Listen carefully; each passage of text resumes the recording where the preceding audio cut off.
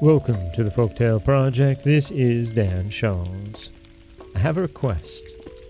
I have a call for stories. I'd like to start featuring your stories, told by you. Stories that your mother, father, aunt, uncle, grandparents, great-grandparents, anybody that you know might have told you and passed on. I'd like to keep them alive by sharing them on the Folktale Project. So, if you have a story that you'd like to tell, please send me an email, dan@folktaleproject.com, and I'll set up a time and we can record it together. This is A Tuscan Bluebeard. Once upon a time, there was a woman who had 3 daughters. One day, a sexton knocked at her door and said, "Good wife, give me a piece of bread."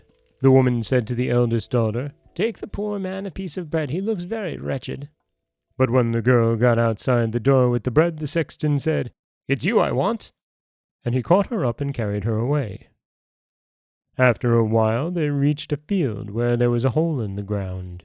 In the hole the girl saw steps, and when they got to the bottom of these, she found herself in the most beautiful palace she had ever seen. "Now," says the man, "this palace shall belong to you. I shall be away all day, but shall come back every evening, so you need not be lonely. While I am away, you may amuse yourself as you like. Here are the keys. You can explore the whole palace except the room which this key opens. There, you are never to go." "Very well," said the girl, "I won't." "Take this ring," continued the man, putting one on her finger. "So long as the gold remains bright, I shall know you have been obedient. When it is cloudy, I shall know you have opened the door." For some days the girl was quite happy exploring the wonders of this underground palace. But little by little she began to want to see what was in the room which was forbidden her, and at last the desire to open that door quite overcame her dread of punishment. She put in the key, turned it, pushed open the door, and went in. She found herself in a marble courtyard opening onto a beautiful garden. In the middle of the courtyard was a pond in which was swimming a lovely gold-red fish. "Oh, I must catch you," said the girl, and plunged her hand into the water. But the fish bit her so sharply that she withdrew her hand immediately. But then she saw that the ring was covered in blood. She rubbed and rubbed, but the blood would not come off. The ring was stained and cloudy, and sadly she went out, locking the door behind her. When the man came home that night, he found her sad and dejected. "Ah," said he, "you have disobeyed me. Let me see the ring." She tried to hide her hand, but it was no good. He looked at the ring, then cut off her head, and put her head and body against one of the columns in the marble courtyard. After that he went back to the girl's home and asked again for bread. "Go," said the mother to the second daughter, "carry the poor man something to eat." But when the second daughter came to him, he treated her as he had done the first. He carried her off to the underground palace, gave her the keys and a ring, and told her too that she might do anything she liked except open that door. It happened to the second as it had done to the first. She got tired of wandering about the palace with nothing to do. She opened the door and went into the marble courtyard. She too tried to catch the fish. She too was bitten. Her ring became cloudy, and she was beheaded and put next to her sister. Then the man returned and carried away the youngest girl. Now, the youngest is always cleverer than her elder sisters, and so it happened in this case.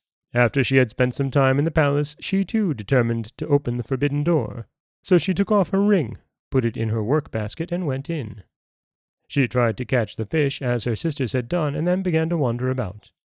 She soon saw her sisters' heads and bodies, and that made her sad. When it was near evening, she left the courtyard, put on her ring, and went to meet her husband as brightly and cheerfully as ever. "Ah," said the man, "I can see that you have not disobeyed me. You are a good, dear little wife." Every day, as soon as her husband was gone, the girl took her work into the garden and sat there, knitting or playing with the fish.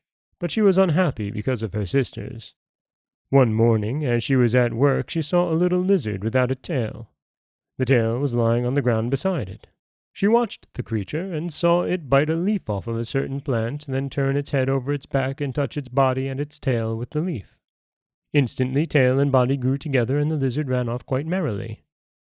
Aha, thought the girl. Now I know what to do.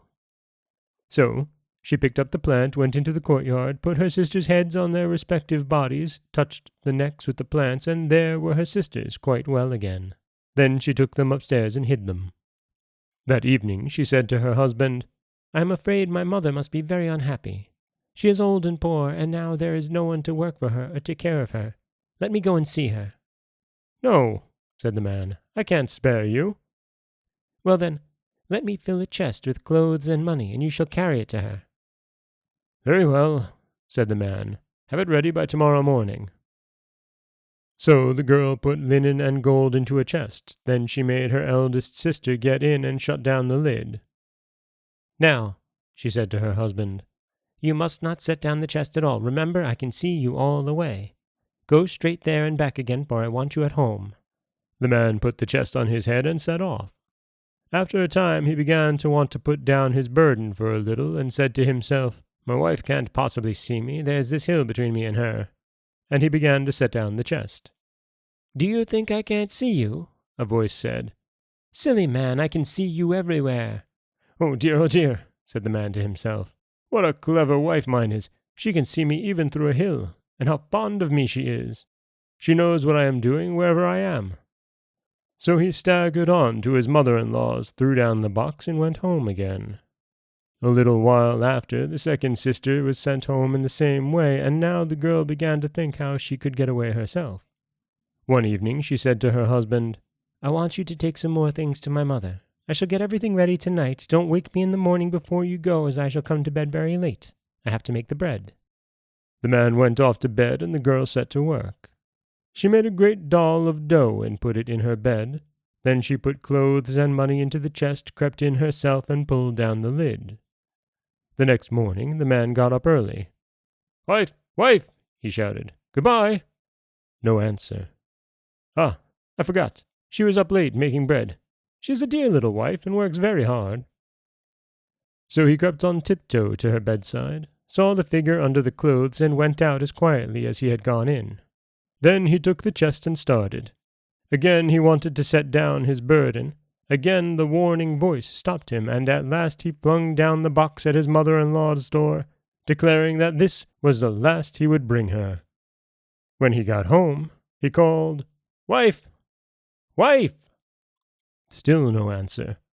"What? Is she still asleep? She must be tired." And he went to shake her. Then he found that there was no wife there, but only a figure of dough, and that he was alone once more in his underground palace. And that is A Tuscan Bluebeard. Again, I think I like this version better, although Bluebeard really doesn't get what's coming to him in this particular tale, which, I'd like to tack it on, but I do love the ingenious younger sister and how she brings her sisters back to life and then gets them home. This is Dan Scholes for the Folktale Project. Don't forget that you can subscribe to the podcast on Apple Podcasts, Spotify, anywhere that you like to get your podcasts. You can follow us on Instagram and Threads at Folktale Project. If you'd like to help support the project, you can head over to patreon.com/folktaleproject. Or you could always just share the stories with someone you love. I do appreciate that. As always, thank you so much for listening.